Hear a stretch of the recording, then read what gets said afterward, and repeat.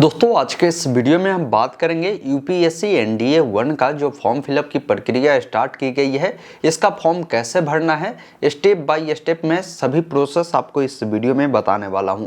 सबसे ज़्यादा जो प्रॉब्लम होते हैं साथियों ओटीआर रजिस्ट्रेशन करने में हो रही है, क्योंकि इस बार यूपीएससी एनडीए 1 का जो फॉर्म फिलअप की प्रक्रिया हो रहा है ये काफ़ी डिफ़िकल्ट किया गया है। अगर आप चीज़ों को नहीं समझेंगे तो आपको कई प्रकार की प्रॉब्लम होंगे, जैसे आपको फ़ोटो सिग्नेचर में भी प्रॉब्लम होने वाले हैं, इसका जो ओटीआर करना है उसमें भी प्रॉब्लम होने वाले हैं। तो उन तमाम प्रॉब्लम्स को अगर आप समाधान जानना चाहते हैं, फॉर्म भरने की सही तरीका जानना चाहते हैं, ये वीडियो आपके लिए प्रॉपर बनाई गई है। हमने हर एक स्टेप को बारीकी ढंगों से बताया है, जिससे आपको इस फॉर्म को भरने में कहीं भी कोई परेशानी नहीं होगी। इस वीडियो को आप लाइक कर दीजिएगा और चाहते हैं इस प्रकार की लगातार अपडेट आपको मिले तो चैनल को सब्सक्राइब कर लीजिए, ताकि आगे भी इस प्रकार की जो भी अपडेट होगा आपको मिलती रहेगी।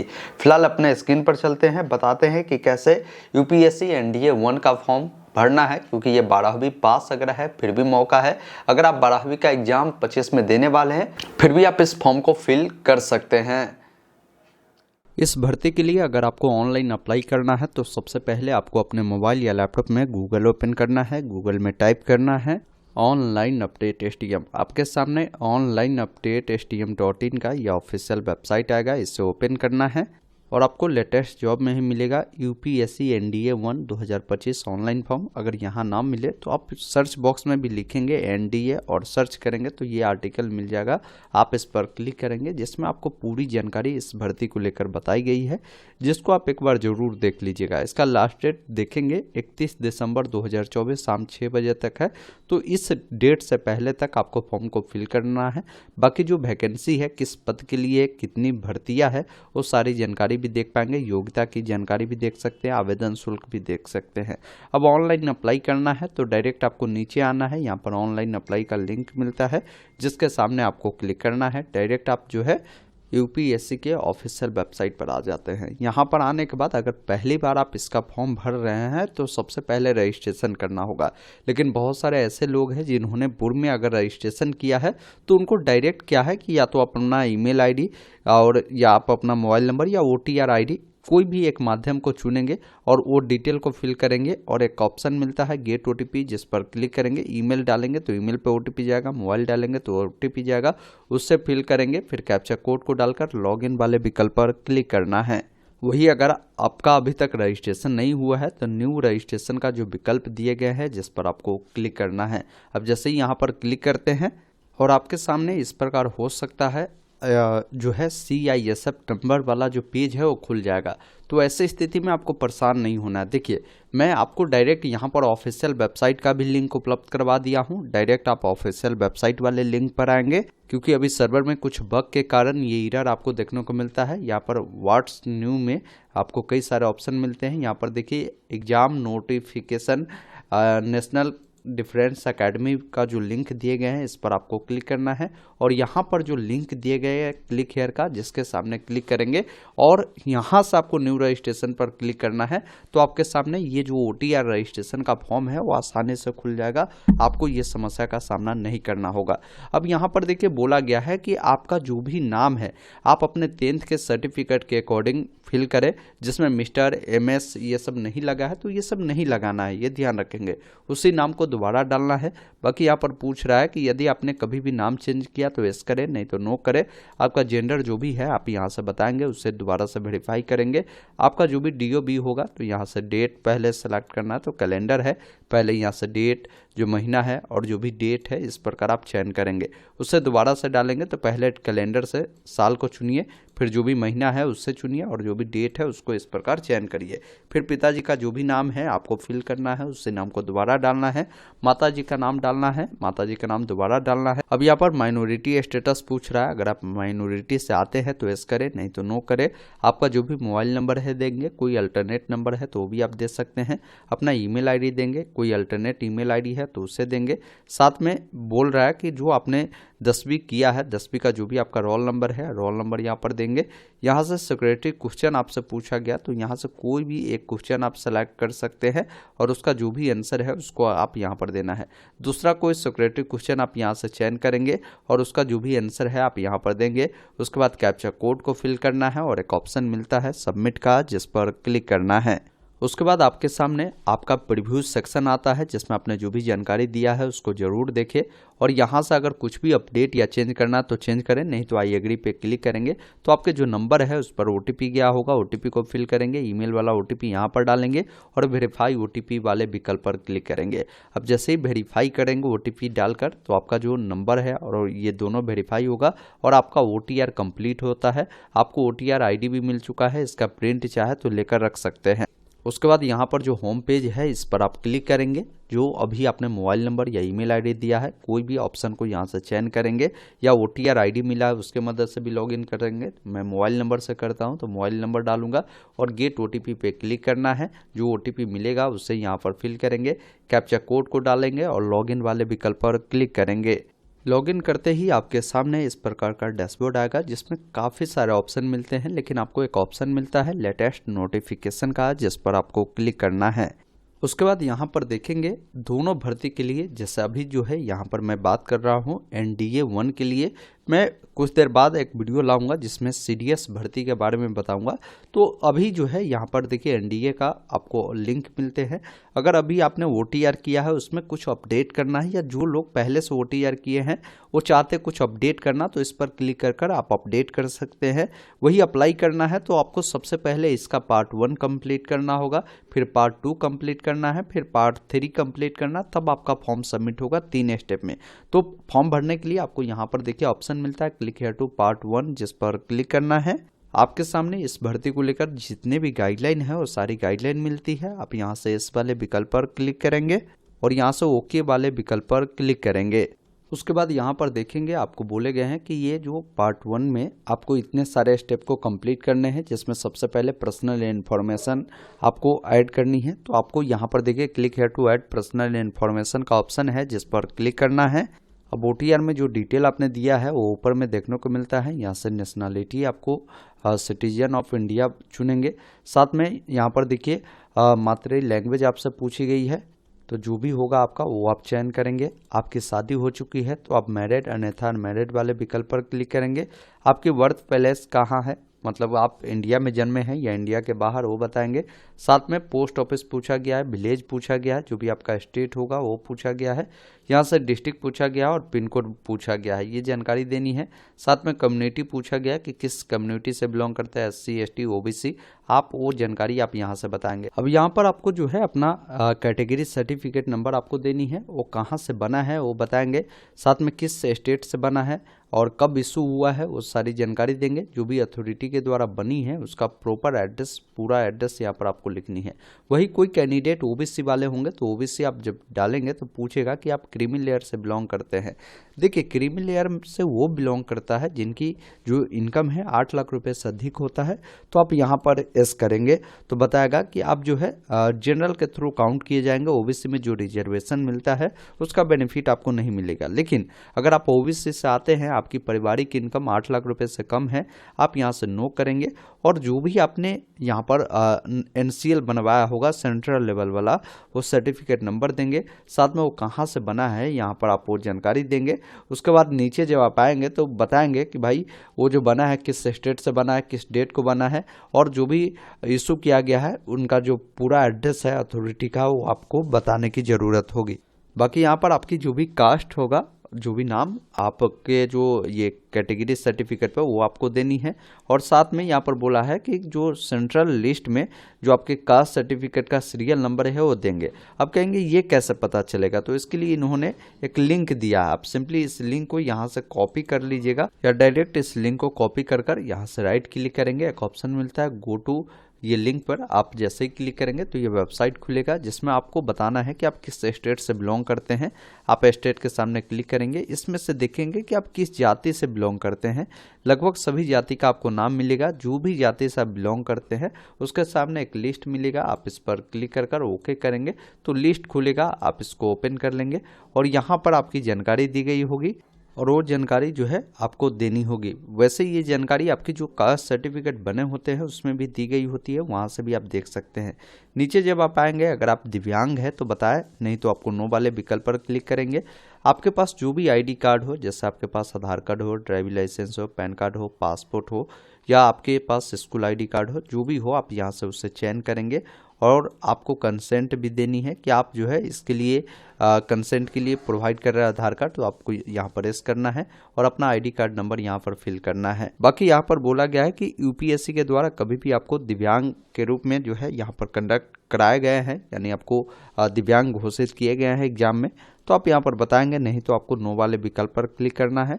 फिर यहाँ पर बोल रहा है कि आप अपनी जो डिटेल है किसी अन्य जॉब अपॉर्चुनिटी के लिए शेयर करना चाहते हैं तो आप कर भी सकते हैं कि भाई आपको जॉब चाहिए तो यस कीजिए, नहीं तो आप नो भी कर सकते हैं। उसके बाद चेक बॉक्स पर टिक करना है और यहाँ से सेव वाले विकल्प पर क्लिक करना है। उसके बाद इस पर देखेंगे ग्रीन टिक होगा। अब एड्रेस वाला इन्फॉर्मेशन आपको देनी है, जिसमें करस्पॉन्डेंस एड्रेस देनी है, जिसमें आप बता सकते हैं कि जो भी आपका हाउस नंबर, अपार्टमेंट या बिल्डिंग या विलेज होगा वो जानकारी आपको देनी है। पोस्ट ऑफिस देनी है, साथ में सिटी, स्टेट बतानी है, डिस्ट्रिक्ट बतानी है और पिन कोड देनी है। इसके बाद अगर आपके पास जो है ये सारी जानकारी है तो दीजिए, अन्यथा इसको छोड़ सकते हैं। अगर आपका जो है यहाँ पर करस्पॉन्डेंस एड्रेस और परमानेंट दोनों समान है तो इस चेक बॉक्स पर टिक करें। अलग अलग है तो आप यहाँ पर परमानेंट एड्रेस पर भी क्लिक कर अलग अलग जानकारी को फिल करेंगे और यहाँ से इसको सेव करेंगे। उसके बाद यहाँ पर फोटो सिग्नेचर वाले पेज में आते हैं, जहाँ पर बोला भी गया कि फ़ोटो सिग्नेचर आपको रिसाइज करने में परेशानी होती है तो यहाँ पर लिंक दिए गए, इसके मदद से रिसाइज कर सकते हैं। लेकिन ध्यान रखना है कि फोटोग्राफ का जो भी आपका ये साइज है वो सारी जानकारी बताई है कि इस प्रकार का फ़ोटो जो है आपका एक्सेप्टेबल रहेगा, इस प्रकार का फ़ोटो लगाएंगे तो वो एक्सेप्टेबल नहीं रहेगा। उसका जो भी साइज आपको रखनी है वो आपको पिक्सल में अगर रखते हैं तो 550 विड्थ इसका रखना है और 550 पिक्सल इसका हाइट रखना है, ये मिनिमम है। बाकी यहाँ पर बताया गया है कि मैक्सिमम आप जो है इतना रख सकते हैं और इसका साइज 300 KB से जो है नीचे होनी चाहिए, ये ध्यान रखिएगा, और 20 KB से जो है ऊपर होनी चाहिए, ये भी इन्होंने जानकारी दिया। फोटो आपका वाइट बैकग्राउंड का होना चाहिए और उसमें जो है आपकी पूरी फेस दिखनी चाहिए, जिसमें आपके दोनों कान भी दिखना चाहिए, ये सारी चीज़ें इन्होंने दिया। बाकी फ़ोटो का साइज कैसे कम करनी है इसके लिए इन्होंने लिंक दिया है, इससे आप जानकारी को देख सकते हैं। आइए मैं आपको लाइव बताता हूँ कि फ़ोटो का साइज कैसे आप रिसाइज करेंगे। जैसे एग्जाम्पल के लिए मेरे पास ये फ़ोटो है, मैं फ़ोटो को जो है यहाँ से पेंट में ओपन करता हूँ। अब इसको अपने अनुसार छोटा बड़ा कर सकते हैं। मैं नीचे थोड़ा सा इसका जो है ये ले लेता हूँ, क्योंकि देखिए इनके जो नोटिफिकेशन को देखेंगे तो फोटो पे बताया गया है कि ये एक्सेप्टेबल फोटो है। इस पे आपका नाम होना चाहिए, नेम लिखकर अपना नाम, साथ में फोटोग्राफ डेट ये भी आपको लिखना है कि कब आपने फोटोग्राफ क्लिक किया है। अगर बिना लिखे वाला फोटो लगाते हैं तो ये नहीं एक्सेप्ट किए जाएंगे। तो इसके लिए पेंट में ही जब आप इसको नीचे स्क्रॉल करेंगे तो यहाँ पर आपको जो है स्पेस बन जाएगा। अब यहाँ पर ये वाला जो ऑप्शन मिलता है आप इस पर क्लिक करेंगे और यहाँ पर क्लिक करेंगे, इसको आप चाहे तो बड़ा भी कर सकते हैं और इसमें आप लिखेंगे जो भी आपका नाम है, तो पहले यहाँ पर लिख दीजिएगा नेम। जैसे मैं यहाँ पर आपको एग्जाम्पल के लिए मैं दिखाता हूँ, नेम लिखकर आपका जो भी नाम होगा, मैं एक सिंपल नाम जैसे डेमो कुमार लिखता हूँ। उसके बाद यहाँ पर लिखेंगे फोटोग्राफ डेट लिखकर आपको बताना है कि कब का फ़ोटो है। और इसको मैं पहले बड़ा करता हूँ, कुछ दिख नहीं पा रहा होगा आपको भी। यहाँ से मैं इसका साइज जो है अपने अकॉर्डिंग रख लेता हूँ, जैसे मैंने इसको रखा और ऐसे इसको एडजस्ट करूँगा। अब ये एडजस्ट हुआ, अब मैं चाहता हूँ कि थोड़ा सा और छोटा हो जाए, तो यहाँ से मैं इसको अपने अकॉर्डिंग लूँगा और चाहूँ तो यहाँ से इसको बड़ा भी कर सकता हूँ। आप चाहे तो इसको सेंटर में भी कर सकते हैं और इसको अपने अकॉर्डिंग यहाँ से उठाकर जहाँ भी रखना है वहाँ आप रख सकते हैं। और जब बाहर कहीं भी क्लिक करेंगे तो ये आपका जो बन चुका है, आप इसको कम करना है तो यहाँ से नीचे से कम करेंगे। इस प्रकार का फ़ोटो होना चाहिए, नाम लिखा हुआ और फ़ोटो कब आपने क्लिक किया वो लिखा हुआ। अब इसको साइज बनाना कैसे है, तो देखिए इसके लिए यहीं पर देखिए एक ऑप्शन मिलता है रिसाइज का, जिस पर क्लिक करना है और पिक्सल में चले जाना है। पिक्सल में एक बार पुनः मैं गाइडलाइन आपको दिखाना चाहूँगा। इन्होंने क्लियर बताया है कि जो फोटोग्राफ आपका होगा मिनिमम 550 इसका जो है विड्थ रखना है और 550 से कम हाइट भी नहीं रखना है और मैक्सिमम 1000 और हाइट भी 1000 रख सकते हैं। तो यहाँ पर ध्यान रखेंगे, यहाँ पर मैक्सिमम बोला गया कि इसमें आप 1000 से नीचे रख सकते हैं और 550 से ऊपर रख सकते हैं, और इसमें भी वर्टिकल में भी वही कर सकते हैं। तो आप अपने अकॉर्डिंग यहाँ पर लिख सकते हैं 1000 से नीचे होनी चाहिए और 550 से ऊपर होनी चाहिए, यहाँ पर दे देंगे और ओके वाले विकल्प पर क्लिक करेंगे। यहाँ से फाइल में जाकर सेव एज पर जाएंगे और जेपीजी पर क्लिक करेंगे। जहाँ भी आप जिस नाम से भी इसको सेव करना चाहते हैं, जैसे मैं यहाँ पर लिख देता हूँ इंडिया फोटो और इसको मैं सेव करता हूँ। अब इस फोटोग्राफ को मैं यहाँ से सेलेक्ट कर मैं आपके सामने यहाँ पर डाला, इसको कंसेंट दिया और यहाँ से मैं सेव वाले विकल्प पर क्लिक किया। देखिए मेरा फोटोग्राफ सक्सेसफुली अपलोड हो चुका है। जो गाइडलाइन है उसके अकॉर्डिंग करेंगे तो प्रॉब्लम नहीं होगी। फिर सिग्नेचर अपलोड करना है तो सिग्नेचर पे क्लिक करेंगे और सिग्नेचर का भी सेम गाइडलाइन है। इन्होंने बताया है कि वाइट पेपर पर सिग्नेचर होनी चाहिए और क्लियर दिखनी चाहिए। ये नहीं कि आपका जो है स्पेस बड़ा है और सिग्नेचर दिख ही नहीं रहा, तो ये एक्सेप्ट नहीं करे जाएंगे। इसका भी डायमेंशन ध्यान रखेंगे, 350 और हाइट भी 350 बताया गया और मैक्सिमम 550 से ज़्यादा नहीं होनी चाहिए। तो इसको भी बनाने के लिए जहाँ भी आपकी सिग्नेचर होगी उस पर राइट क्लिक करेंगे। इसको पेंट में आपको ओपन करना है और जाना है कहाँ, रिसाइज वाले पर, और यहाँ से पिक्सल करना है। बताया गया है कि 350 से ऊपर होना चाहिए, तो मैं यहाँ पर 500 और 500 रख देता हूँ। ओके वाले विकल्प पर क्लिक करता हूँ। इसमें जाकर यहाँ से क्या करता हूँ, जेपीजी में जाकर यहाँ पर मैं लिख देता हूँ इंडिया सिग्नेचर और इसको मैं सेव करता हूँ। अब आपके सामने मैं इसको भी अपलोड कर दिखाता हूँ। यहाँ पर गया और इसको अपलोड किया, चेकबॉक्स पर टिक किया और इस प्रकार देखेंगे मेरा सिग्नेचर भी अपलोड हो चुका है। ध्यान रखिएगा कि जब कभी भी बनाए तो यहाँ पर आपको 350 से ऊपर रखना है और 550 से नीचे रखना है और ओके कर आप इसका रिसाइज कर लेंगे और उसे अपलोड करेंगे तो ये अपलोड होगा। फिर आपको एजुकेशनल डिटेल देनी है तो एजुकेशनल वाले विकल्प पर क्लिक करेंगे, जिसमें आपको 10th कम से कम तो देनी ही है, तो 10th यहाँ पर सेलेक्ट रहेगा। 10th आपने जो किया है उसमें कौन सा डिवीज़न आया था आप बताएंगे। जैसे एग्जांपल में बोला है फर्स्ट, सेकंड, थर्ड, जो भी है आप यहाँ पर इस प्रकार लिख देंगे। आपकी जो भी परसेंटेज होगी परसेंटेज आप बताएंगे। उसके बाद सीजीपीए में है तो ये सारी जानकारी भी दे सकते हैं। कब आपने उत्तीर्ण किया था वो जानकारी आपको देनी है। कौन कौन सा सब्जेक्ट पढ़ा था वो आप यहाँ पर लिखेंगे। जैसे मान लीजिए आपने हिंदी पढ़ा था तो यहाँ पर हिंदी लिखे, स्पेस दे। इंग्लिश पढ़ा था तो इंग्लिश लिखे, मैथ पढ़ा था मैथ लिखे, संस्कृत पढ़ा था वो लिखे, सोशल साइंस पढ़ा था वो लिखे। तो जो जो आपने पढ़ा था वो सारी सब्जेक्ट यहाँ पर आप ऐड कर देंगे, ये ध्यान रखिएगा। उसके बाद जो भी आपने स्कूल से पढ़ाई किया था 10वीं का उसका नाम लिखेंगे और बोर्ड का नाम आपको लिखना है। मैं एग्जांपल के लिए यहाँ पर लिख रहा हूँ, आपका जो एक्चुअल जानकारी होगा इससे अकॉर्डिंग फिल करेंगे और यहाँ से सेव वाले विकल्प पर क्लिक करेंगे। इस प्रकार 10th की जानकारी ऐड होती है। अब इंटरमीडिएट की ऐड करने के लिए इंटरमीडिएट पे आएंगे। अब इंटरमीडिएट आपने पास कर लिया है या अभी आप 2025 में देने ही वाले हैं वो जानकारी बताएंगे। कंप्लीट है तो आप यहाँ से कंप्लीट को चुनेंगे और बताएंगे कि जो आपने किया है वो इंटर, वो कौन सा डिवीज़न आपका है वो जानकारी यहाँ पर देंगे। क्या आपकी परसेंटेज है वो जानकारी आपको देनी है। साथ में कब आपने जो है इंटरमीडिएट उत्तीर्ण किया है वो ईयर बताएंगे। कौन कौन सा सब्जेक्ट था उसको लिखना है। कॉलेज का नाम या स्कूल का नाम जो है बताएंगे, बोर्ड का नाम, और इससे सेव करेंगे। वही कोई ग्रेजुएशन भी किया है तो ग्रेजुएशन भी आप यहाँ से ऐड कर सकते हैं। पास है या अपेयरिंग है वो जानकारी देंगे। नहीं तो आप कम से कम इंटरमीडिएट इसमें होनी चाहिए, आप उसको देंगे।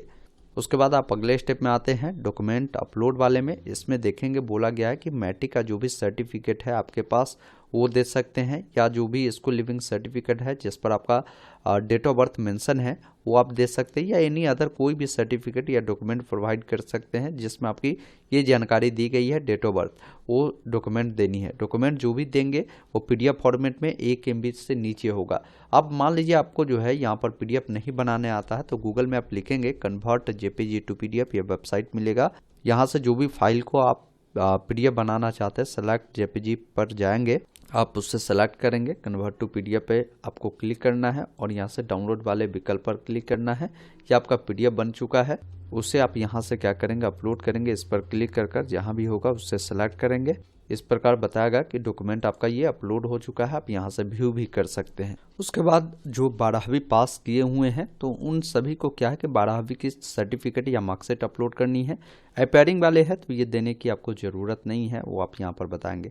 साथ में यहाँ पर देखिए आपको बोला गया है कि Aadhaar card, voter ID card, PAN card, passport, आपने जो भी आईडी प्रूफ दिया है वो आप यहाँ पर अपलोड करेंगे। वही कोई ओबीसी, एससी, एसटी वाले हैं तो आपने जो कैटेगरी सर्टिफिकेट की जानकारी दिया होगा उससे आप यहाँ पर अपलोड करेंगे। बाकी यहाँ पर अंडरटेकिंग फॉर्म है ओबीसी डब्ल्यूएस कैंडिडेट का, तो आप यहाँ से उससे परफॉर्मा को डाउनलोड कर आप अपलोड कर सकते हैं। जहाँ पर अलग अलग सिंपल दिए गए हैं इसको देखेंगे, इसमें आपको अपनी नाम जानकारी फिल करनी है, सिग्नेचर कर अपलोड करने की ज़रूरत हालांकि नहीं है क्योंकि ये मैंडेटरी नहीं है। जहाँ पर स्टार बना है वो देना ज़रूरी है, जहाँ नहीं बना है आप छोड़ भी सकते हैं। वही आप चाहे तो एज रिलैक्सेशन के लिए क्लेम करना चाहते हैं तो वो भी आप यहाँ पर सर्टिफिकेट यहाँ पर अपलोड कर सकते हैं। कोई कैंडिडेट इन स्टेट्स आते हैं तो आपके हीलिंग सर्टिफिकेट है वो आप यहाँ पर लगा सकते हैं। अगर आपने कोई भी अवार्ड प्राप्त किया है तो वो सर्टिफिकेट भी आप दे सकते हैं। ये सारी चीज़ें दी गई है जो ज़रूरी है, जहाँ स्टार बना है, जो ज़रूरी नहीं है वहाँ स्टार नहीं बना है। उसके बाद जब डॉक्यूमेंट अपलोड करें तो एक बार व्यू वाले विकल्प पर क्लिक कर आप इसको जरूर व्यू कर ले। उसके बाद देखिए आपको जो है पेरेंट की इन्फॉर्मेशन देनी है, आप इस पर क्लिक करेंगे। जो भी आपने OTR में फादर का नाम दिया होगा वो नाम देखने को मिलता है। पिताजी आपके इंडिया के ही है, नेशनैलिटी उनका, तो यहाँ पर इंडियन चुनेंगे।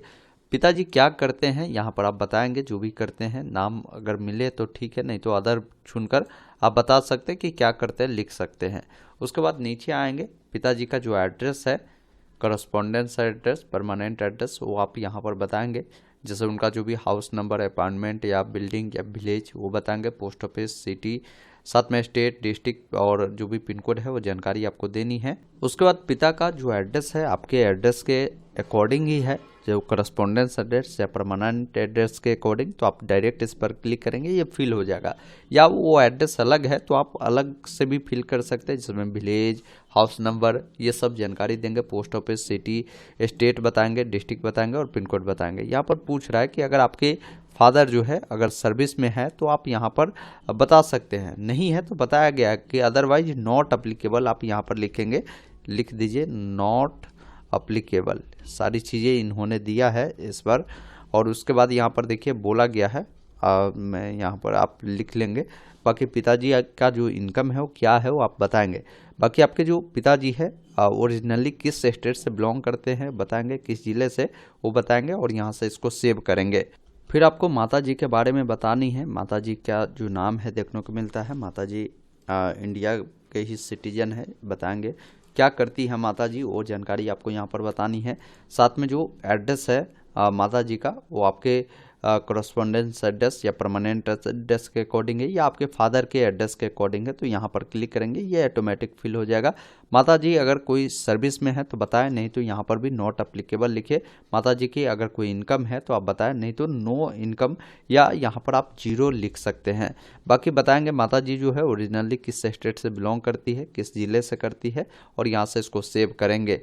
उसके बाद आप एम्प्लॉयमेंट इन्फॉर्मेशन देंगे। अगर आप कहीं जॉब करते हैं, यहाँ पर पूछ रहा है प्रेजेंट में, तो आप बताएं, नहीं तो आप नॉट एम्प्लॉयड को चुने। इसमें पूछ रहा है कि अगर आप जो है कभी आपने नौकरी किया है तो जानकारी आप बताएंगे। अगर आप सेल्फ एम्प्लॉयड है तो बताएंगे, अन्यथा नो करें और यहाँ से इसको सेव करें, ये डिटेल सेव होगी। फिर आप यहाँ पर देखिए UPSC एग्जामिनेशन इन्फॉर्मेशन आपसे पूछा जाता है। इस पर जब आप आएंगे, जिसमें पूछा गया है कि UPSC के जो एग्ज़ाम होते हैं उससे अगर आपको डिवाइडेड यानी कभी निकाला गया है तो आप प्रश्नों में जानकारी देंगे। इससे पहले अगर आपने UPSC का एग्ज़ाम अगर दिया है तो आप बता सकते हैं।